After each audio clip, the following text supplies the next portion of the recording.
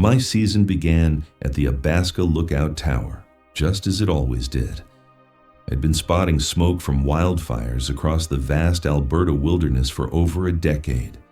The tower was situated on a rocky hill, miles from the nearest road, with endless trees stretching out below.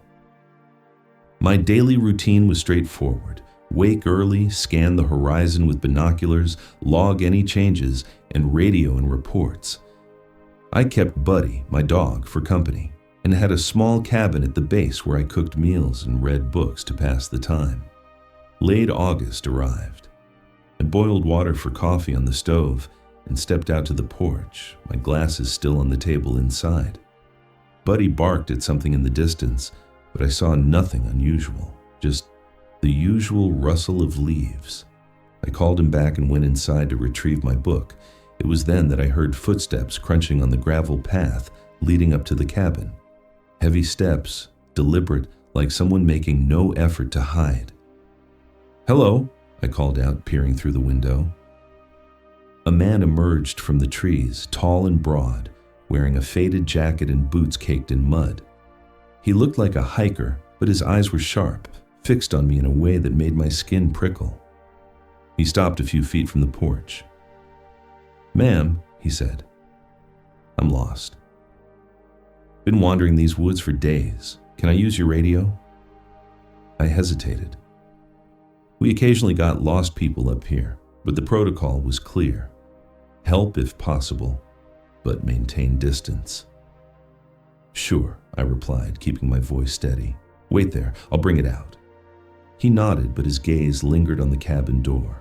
I grabbed the handheld radio from the shelf and stepped back out, handing it to him from the top step. He spoke into it after I showed him how, but he didn't say he was lost. Instead, he muttered something about a fire signal, then handed it back with a thin smile. "Thanks. I'll be on my way." He turned and walked back toward the trees, but slower than before, like he was memorizing the path. Buddy growled low in his throat, hackles up. I watched until he vanished, then radioed base myself. "Had a visitor," I told the dispatcher. "Karen, tall guy said he was lost but acted odd. Keep an eye out." Karen's voice crackled back. "Copy that, Steph. Your remote out there. Lock up tight tonight. We've had reports of poachers in the area." Poachers? That explained the unease in my gut. I shook it off and climbed the tower stairs for my afternoon scan. From up high, the forest looked peaceful, but I couldn't stop glancing at the tree line where he disappeared. That evening, as I cooked supper, Buddy started barking again, frantic this time. I looked out the window and saw a shadow move between the trees, too big for a deer, too upright for a bear. "Quiet, boy," I whispered, grabbing my flashlight. I shone it out, but the beam caught only branches swaying. Maybe it was nothing. I bolted the door and ate quickly, my book open but unread. Night fell hard in the wilderness. I lay in bed listening to the wind, but then came a soft scrape outside like boots on wood. Buddy whimpered and pressed against me. I sat up, heart racing, and grabbed the rifle I kept loaded by the bed. "Who's there?" I shouted, but no answer. I crept to the window, peering through the crack in the curtains. The porch was empty, but something glinted on the railing. A knife stuck point first into the wood. My breath caught. It hadn't been there earlier. I radioed base again. "Karen, it's Steph. Someone's out here. Left a knife on my porch." Her response came quick. "Stay inside. We'll send a team at first light. Too dark to travel now. You armed?" "Yes," I said, gripping the rifle tighter. "But hurry." The hours dragged. I sat in the chair, rifle across my lap, Buddy at my feet.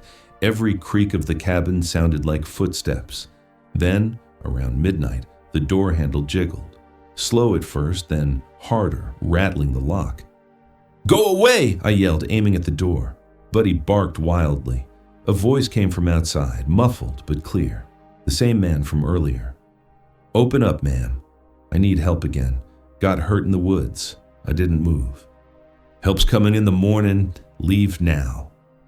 He laughed low and rough. "Morning's far off. You alone up here? No one around for miles?" The handle stopped jiggling, But I heard him circle the cabin, boots scraping the walls. He tapped on the window glass. I see you in there reading your book. Nice dog you got. How did he know about the book? He must have looked in earlier. I backed away, finger on the trigger. I have a gun. I'll use it. Silence, then a thud against the wall like he leaned on it. Just wanted to talk. Been watching these towers for weeks. Yours is the nicest. Watching? My mind raced. Poachers didn't watch. They took what they wanted quick. This felt personal, like he enjoyed the fear. He kept talking, his voice circling around. Heard stories about folks disappearing out here. One old lady last year, gone without a trace. You remind me of her. I clenched my jaw, not responding. Buddy growled, but I shushed him. Minutes passed, then hours. The tapping stopped, and I dared to hope he'd left. At dawn, I radioed again. Karen, he's gone, I think, but send help fast. Team's en route, she said. Hang in there. I waited, rifle ready. When the Rangers arrived, 2 men in a truck, I stepped out, showing them the knife. He was here all night, I explained. Tall guy, same one from yesterday. They searched the area, finding footprints leading into the trees and a small camp hidden nearby with food wrappers and a sleeping bag. Looks like he's been squatting, one ranger said, named Tom. We'll track him. You did right staying put. But he knew things, I said, like he spied on me. Tom nodded grimly. We've had transients before. Some get fixated. You're not the first lookout to deal with this. They stayed while I packed essentials, insisting I come down to town for a few days. As we drove away, I glanced back at the tower, standing alone against the trees. Buddy whined in the seat beside me. In town, the police questioned me. Description matches a drifter we've seen reports on, the officer said. Harasses remote workers. Slippery, though, never caught. I stayed in a motel that night, but sleep didn't come easy. Every noise outside made me jump. The next day, Tom radioed with an update. Found his camp abandoned. Fresh tracks heading north. We'll keep looking. I returned to the tower a week later, but it felt different. Tainted. I scanned the horizon more for people than smoke. One afternoon, while up top, I spotted movement below. A figure slipping between trees, too far to see clearly, but the build matched. I radioed base immediately. He's back, saw him near the path. Evacuating you now, Karen replied. Chopper's coming. As I hurried down the stairs, gathering my things, Buddy barked at the door. I froze. The handle jiggled again in broad daylight. Open up, the voice said. We got unfinished business. I aimed the rifle. Help's coming. Leave. He pounded the door once hard. You think they can get here in time? The wood groaned under his weight. I backed to the window, heart thumping. Buddy snarled, ready to lunge. Then the distant whir of helicopter blades. The pounding stopped.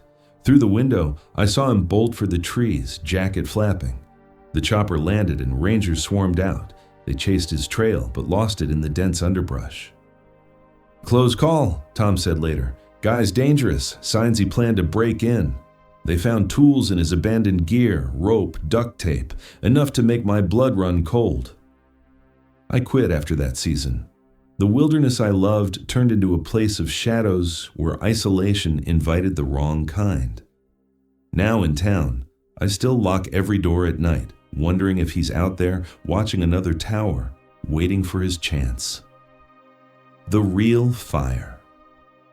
For years I had dreamed of this job, being a fire lookout in a remote tower high up in the mountains watching over the forest. It sounded peaceful, a way to escape the noise of city life. In 2018, I finally got my chance at Gold Mountain in Washington. The tower was tall, the tallest live-in one in the state, with a small cabin at the top. I packed my bags, said goodbye to friends, and drove out there in late June. The season would run until October. The first few weeks were great. I learned the routine, scanning the horizon for smoke, logging weather data, radioing in reports. The tower had basics, a bed, a stove, a radio, no running water, so I hiked down to a creek nearby for washing. The The forest stretched out forever, green and quiet. I saw a deer sometimes, birds flying by. Hikers were rare. The trail up was tough, miles of steep switchbacks. Most days it was just me. About 3 weeks in, I headed to the creek one afternoon. I carried my soap and a towel, planning a quick rinse. As I approached, I heard footsteps on the dry leaves. A man stepped out from the trees. He looked to be in his 30s with a backpack and hiking boots, messy hair under a hat. "Hello there," he said, smiling too wide. "Didn't expect to see anyone out here." I nodded, keeping distance. "Hi, just doing my wash." I hoped he'd move on. He didn't. "You the lookout up there? Must be lonely, all alone in that tower." He asked my name.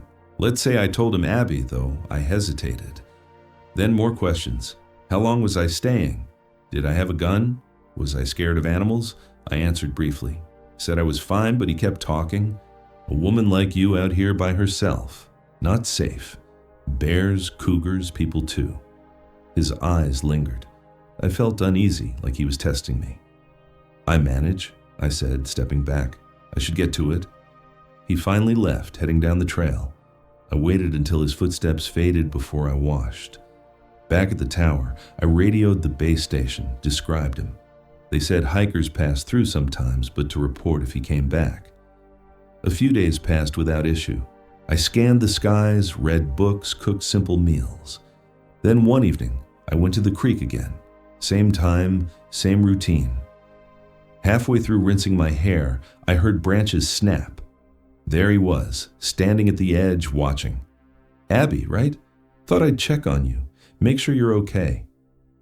My skin crawled. "I'm fine. Please leave."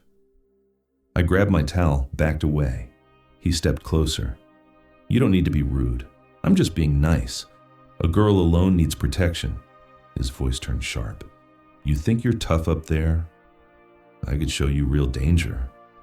"Go now," I said louder, "or I radio for help." He laughed but turned and walked off. I rushed back to the tower, locked the door, heart racing. That night, I barely slept, listening to every wind gust, every creak of the tower. The next morning, I radioed again, gave his description: tall, dark hair, green jacket. Base said they'd alert rangers, but the area was big, hard to patrol. "Stay vigilant," they told me. "Keep the door locked." Days blurred. I stuck to the tower more, avoided the creek unless necessary. I started carrying a small knife on my belt along with bear spray. The views that once calmed me now felt exposing, like eyes could be anywhere in those trees. A week later, it happened. Middle of the night, pitch dark outside. I woke to footsteps on the metal stairs, slow, deliberate clangs echoing up. At first, I thought wind, but no, too rhythmic. Someone climbing. I grabbed the bear spray and taser from under my pillow, crouched by the door. The steps stopped at the landing, a knock soft at first, then harder. "Who's there?" I called, voice steady as I could make. "It's me, Trent." His voice muffled through the door. "Open up, Abby. You're not safe out here." How did he know my name at night? I flicked on the light, saw his shadow under the door crack. "Leave now." "I'm calling rangers." He laughed low and mean. "They won't get here in time." "You need to learn, all alone acting like you don't need help." "I'll teach you." The door rattled as he pushed. I held the knob, but he shoved harder. "Let me in." I sprayed bear mace under the door crack. He coughed, yelled in pain. Then I heard him stumble back. I radioed base, whispering urgent. "Intruder at the tower. Man from before trying to break in. Copy that. Rangers en route. Stay inside. Outside." He cursed, banged the railing. "You'll regret this." Footsteps down the stairs, fading into the forest. I sat against the door, taser ready until dawn.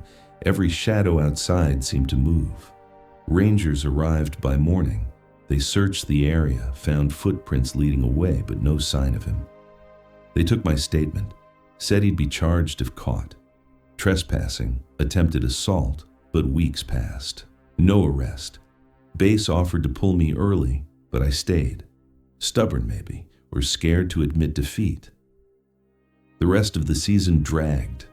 I jumped at every noise, a branch snap, an owl call.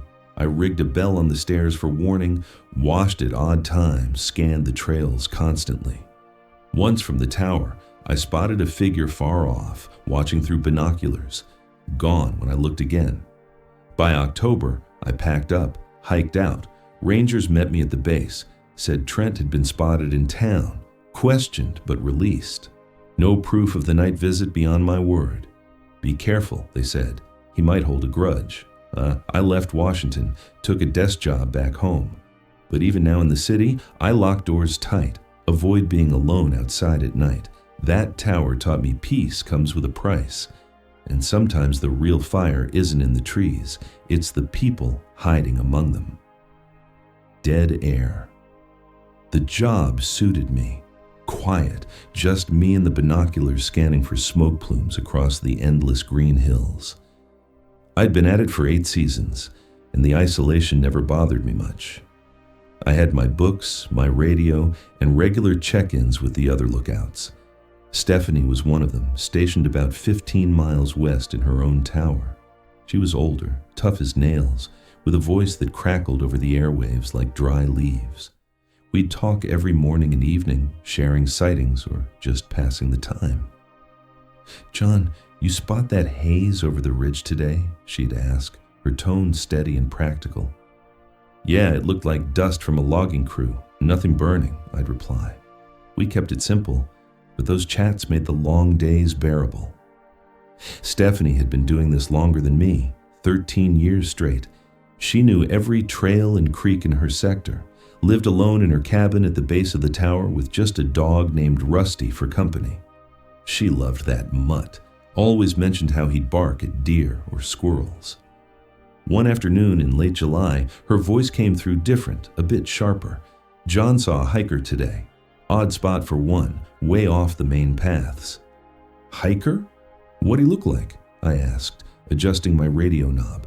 Tall guy, dark jacket, backpack. He stopped and stared up at my tower for a good minute before moving on. Didn't wave or nothing. I shrugged it off at first. People wandered into restricted areas sometimes, hunters, lost tourists, probably just exploring. Keep an eye out. But the next day, she mentioned him again. That same fellow's back. Camped maybe a mile down the valley. Saw his tent through the scopes.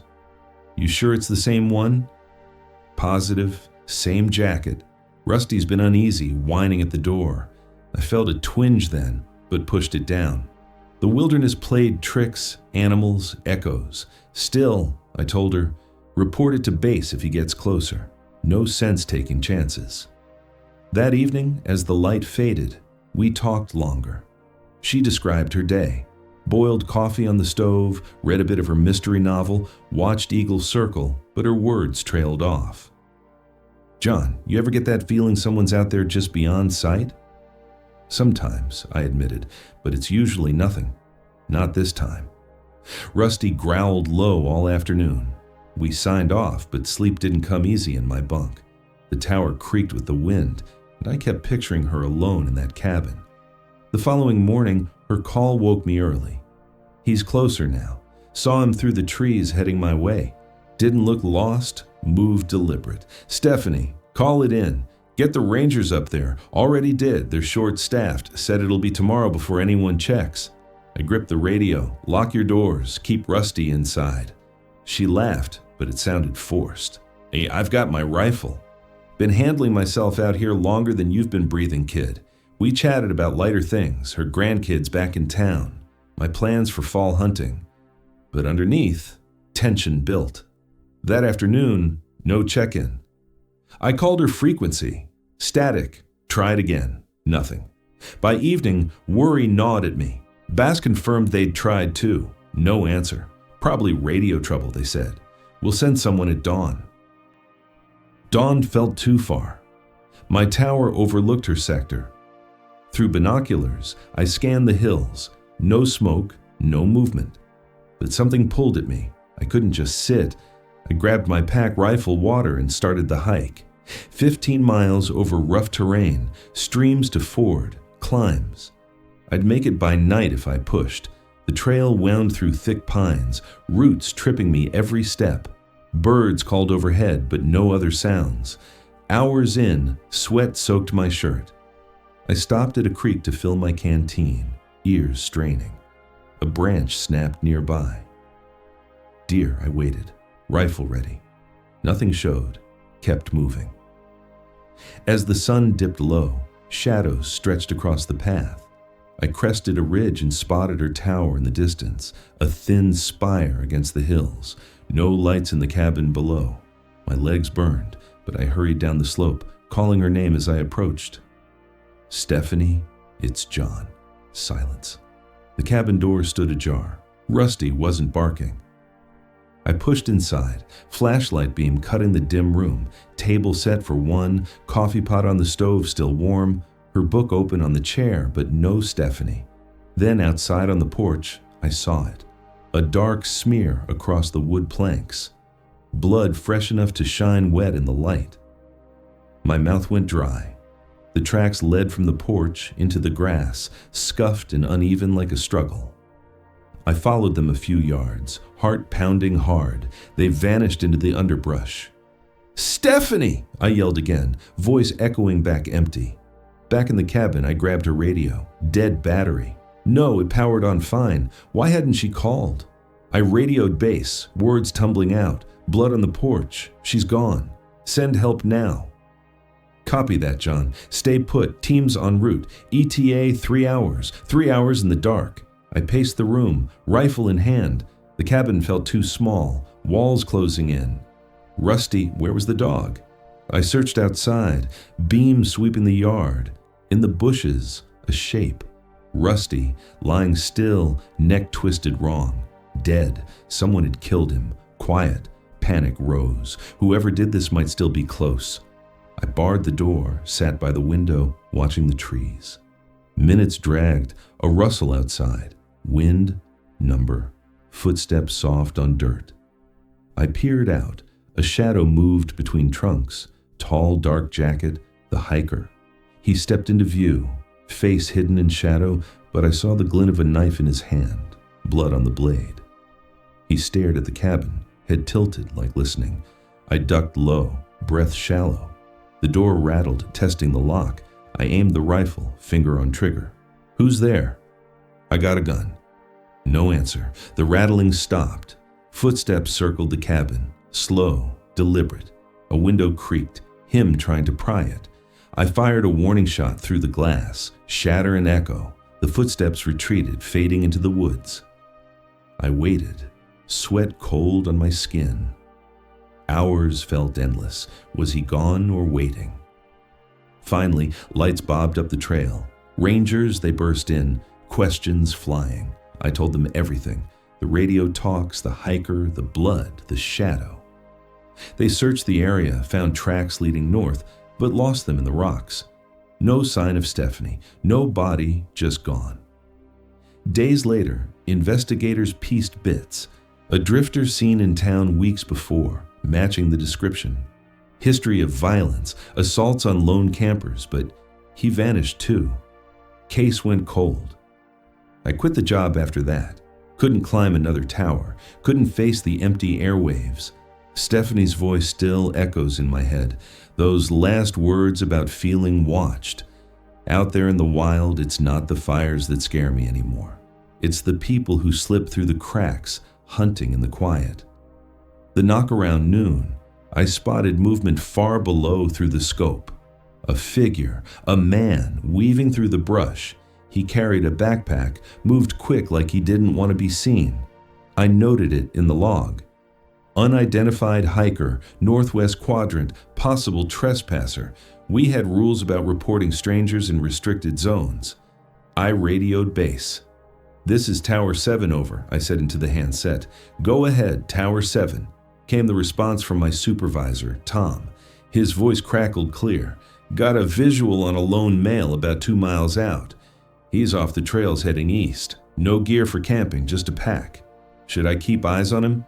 Tom paused. Yeah, monitor. We've had reports of poachers in the area. If he gets closer, let me know. Stay safe up there. Roger that. I hung up the radio and adjusted the binoculars. The man stopped, looked up toward the tower. Did he see me? My pulse quickened a bit, but I shook it off. Probably just a lost hunter. By afternoon, he vanished into the trees. I scanned again. Nothing. Focused on the horizon instead, checking for haze. Hours passed slow. I made a sandwich, ate while reading an old paperback. The tower creaked in the wind, but that was normal. As evening came, I did my routine checks, radioed in the all clear. Tom signed off for the night. Call if anything pops up. Night shift's on standby. Will do. Good night. I set the radio down and boiled water for tea on the small stove. The cabin was cozy. One room with a bed, table, and windows all around for views. I liked the solitude, but tonight it pressed in. Then a knock at the door, sharp 3 times. I froze, mug in hand. No one came up here without radioing first. The access road was gated, miles long. I peered out the window. Darkness swallowed the stairs leading up. Hello, I called, voice steady as I could make. No answer. Knock again, louder. My mind raced. Animal? Too deliberate. I grabbed the flashlight, shone it down. Empty platform. I bolted the door, heart racing now. Who's there? I shouted. Silence, then footsteps on the metal stairs, climbing slow. Clang! Clang! I backed up, grabbed the radio base. This is Tower 7. Emergency. Someone's at the door, unannounced, static. No response. The line was dead. I tried again. Nothing. Panic rose. The footsteps stopped at the door. Handle rattled. Open up. A man's voice said low and rough. Need help. Who are you? I demanded, pressing against the far wall. Got lost. Hurt my leg. Let me in. I shone the light through the small window. His face dirty, bearded, eyes hard. The same man from earlier. No limp that I could see. Can't do that. Protocol. I'll call for help. But the radio wouldn't work. Jammed, cut wire. He banged the door. Open it now. Cold out here. I searched for something. A fire axe in the corner. Grabbed it. Held tight. Go away. Help's coming. He laughed short and mean. No one's coming. Saw you watching me today. What do you want? Food, water, a place to rest. But his tone said more. I remembered stories from training. Poachers, fugitives using the woods to hide. One guy last year stole supplies from a tower, roughed up the lookout. Leave or I'll defend myself, I said, axe raised. He went quiet. Then glass shattered one of the side windows. His arm reached in, unlocking the latch. I swung the axe, hit the frame. He yanked back, cursed under breath. You'll regret that, he growled. I ran to the radio again, fiddled with wires. Sparks! Someone tampered with it outside. When? He kicked the door. Wood splintered. I barricaded with the table, pushed hard. Stop, please. Door burst open. He stood there tall, backpack slung off, knife in hand, glinting. Should have opened when I asked. I swung the axe wild. He dodged, grabbed my arm. We struggled. He twisted. I dropped it, pinned me against the wall. Quiet now. Why? I gasped. Fighting. Saw your truck. Nice spot to hide. Cops after me. Stole some stuff down valley. His breath hot on my face. I need him hard. He grunted, loosened grip. I scrambled for the axe, got it. Swung low, hit his leg. He yelled, fell back, ran past him down the stairs. Dark woods below. He chased, limping now. Come back. I hit the ground, sprinted into trees. Branches whipped my face, heard him behind, crashing, hid behind a boulder. Breath ragged, he passed cursing. Minutes dragged, no sound. Crept back toward the tower, no, too risky. Headed downhill toward the road, knew a ranger station miles away. But he circled back, flash of his light. I see you, dove into brush. Heart hammered, he prowled close. Can't run forever. I held still, dirt in mouth. He stopped feet away, breathing heavy, knife-scraped bark. Radio crackled from his pocket. He stole mine. Tower 7 report. He mimicked my voice. Bad. All clear. Tom, you sound off. Everything good? Yeah, tired, suspicious pause. Sending a team up. When? He smashed the radio. Now you've done it. Sirens faint in distance, no imagination. He moved on. I waited endless minutes, then ran again. Reached the road at dawn. Flagged a passing truck. Driver, old logger. What happened, miss? Man attacked me. Call police. They caught him later that day, hiding near the tower. Name was Victor. Wanted for robbery, assault. Had stalked the area for days. Targeted lookouts for supplies. I quit after that. The isolation not worth it. Still wake up hearing those knocks.